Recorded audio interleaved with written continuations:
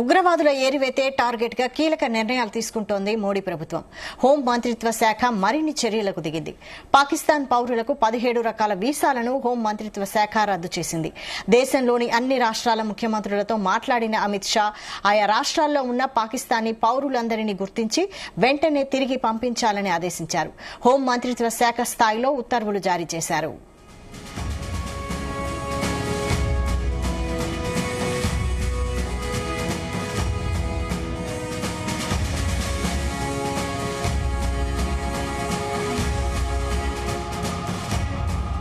కేంద్ర హోంశాఖ ఆదేశాలతో రాష్ట్రంలో ఉన్న పాకిస్తానీయుల వివరాలు ఆరా తీస్తున్నారు తెలంగాణ స్పెషల్ బ్రాంచ్ పోలీసులు.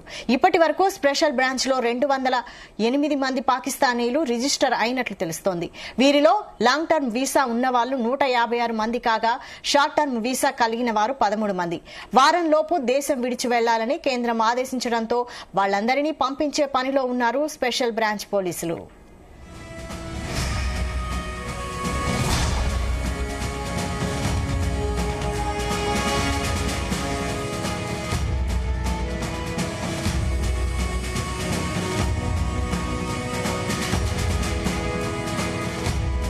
ఉగ్రవాదుల ఏరివేతే టార్గెట్ గా కీలక నిర్ణయాలు తీసుకుంటోంది మోడీ ప్రభుత్వం. హోం మంత్రిత్వ శాఖ మరిన్ని చర్యలకు దిగింది. ఇక పాకిస్తాన్ పౌరులకు 17 రకాల వీసాలను రద్దు చేసింది. దేశంలోని అన్ని రాష్ట్రాల ముఖ్యమంత్రులతో మాట్లాడిన అమిత్ షా ఆయా రాష్ట్రాల్లో ఉన్న పాకిస్తానీ పౌరులందరినీ గుర్తించి వెంటనే తిరిగి పంపించాలని ఆదేశించారు. దీనికి సంబంధించి మరిన్ని updates chief news coordinator Radhakrishna అందిస్తారు. రాధాకృష్ణ. Good afternoon Vaishali. పహల్గాం ఘటన తర్వాత భారత్ సంబంధించి పాకిస్తాన్ విషయం చాలా కీలక నిర్ణయాలు తీసుకుంటూ వస్తుంది. ఈ నేపథ్యంలోనే భారత్ లో ఉన్నటువంటి పాకిస్తాన్ విషయంలో కూడా మరొక సంచలన నిర్ణయం తీసుకుంది. దాదాపుగా 17 రకాల వీసాలను రద్దు చేస్తూ కేంద్ర హోంమంత్రి శాఖ కీలక ప్రకటన చేసింది. ఈ నేపథ్యంలో ఈ రోజు స్వయాన హోంమంత్రి అమిత్ షా అన్ని రాష్ట్రాలకు సంబంధించినటువంటి సీఎంలతో ముఖ్యమంత్రులతో నేరుగా మాట్లాడారు. ఆయా రాష్ట్రాల్లో ఉన్నటువంటి పాకిస్తాన్ సంబంధించిన జాతీయులను వెంటనే గుర్తించి తిరిగి వారిని పాకిస్తాన్ పంపించాల్సిందిగా ఆదేశాలు జారీ చేశారు.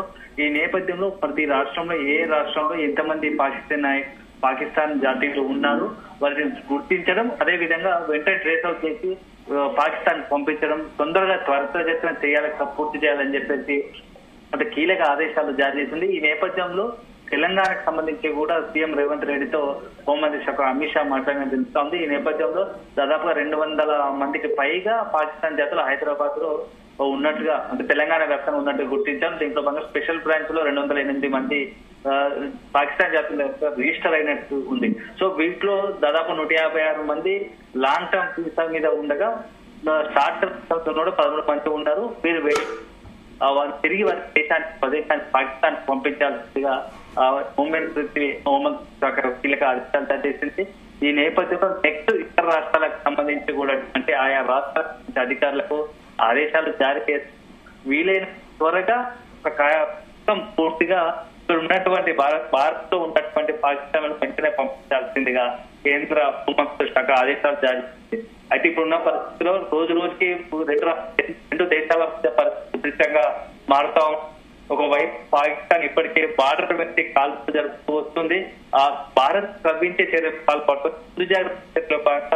పాకిస్తాన్ సంబంధించి నిర్వహించడం భారత్ గట్టి ప్రయత్నిస్తుంది.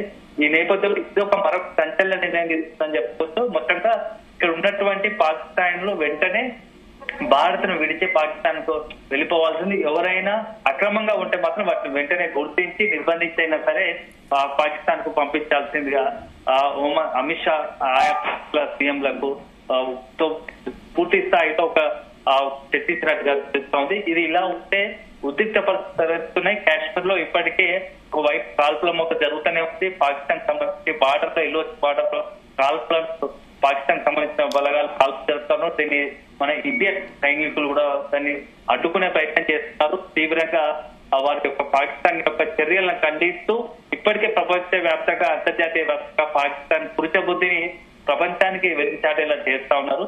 సో మొత్తంగా మాత్రం ఇప్పుడున్న పరిస్థితుల్లో ఉద్రిక్త పరిస్థితుల్లో భారత్ తీసుకున్న ప్రతి నిర్ణయం వెనుక కూడా కీలకంగా మారుతా ఉంది.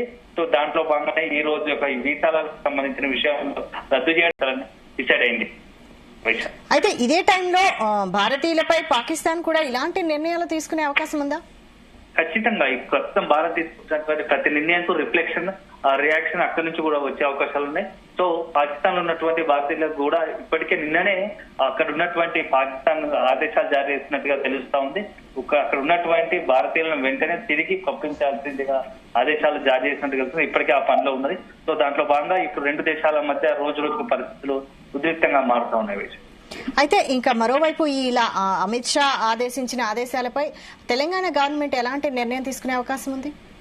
ఖచ్చితంగా ఏ రాష్ట్ర ప్రభుత్వమైనా కేంద్రం సంబంధించినట్టు ఆదేశాలు జారీ అయిన నేపథ్యంలో ఇది ఒక పాకిస్తాన్ కి సంబంధించిన అంశం కాబట్టి చాలా కీలకమైన సున్నితమైన అంశము. సో ఇప్పటికే ఆ పెహల్గాం ఘటన తర్వాత కొంత తీవ్ర ఉద్రిక్త పరిస్థితులు నెలకొన్నాయి.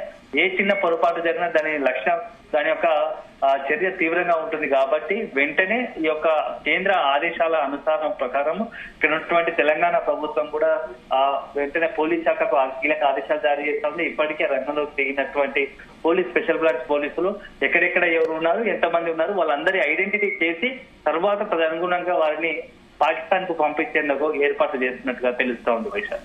అయితే హైదరాబాద్ లో అనధికారికంగా చాలా మంది పాకిస్తానీలు ఉన్నారనే సమాచారం ఉంది కదా, మరి దానిపై తెలంగాణ ప్రభుత్వం ఎలాంటి చర్యలు తీసుకునుంది? ఖచ్చితంగా ఇప్పుడు ఉన్నటువంటి పోలీస్ రికార్డు ప్రకారం అఫీషియల్ గా ఉన్నటువంటి సమాచారం ప్రకారం వారిని ఎవరైతే ఉన్నారో ఇప్పుడు ఆ పోలీస్ రికార్డు ప్రకారం దాదాపు 208 మంది ఉన్నారు. వాటిలో 156 మంది లాంగ్ టర్మ్ వీసా మీద ఉండగా కొంతమంది మిగతా వారు షార్ట్ టర్మ్ వీసా ఉన్నారు. ఫస్ట్ వాళ్ళని ఐడెంటిఫై చేసి అఫీషియల్ గా పంపిస్తారు. కేవలం నిబంధనలకు విరుద్ధంగా అక్రమంగా ఉన్న వారి విషయంలో చాలా కఠినంగా ఉండాల్సి వస్తుంది. సో ఇప్పటికే కొన్ని బంగ్లాదేశ్ సంబంధించిన వాళ్ళు ఉన్నట్టు రికార్డులో ఉన్నది. అనేక ఆరోపణలు ఉన్నాయి. ఇప్పుడు మరోసారి పాకిస్తాన్ సంబంధించిన అట్లాంటి వారు ఉంటే వాటిని గుర్తించి వారిని పాకిస్తాన్ పంపించే అవకాశాలు కూడా ఉన్నాయి. Right, thank you Radhakrishna.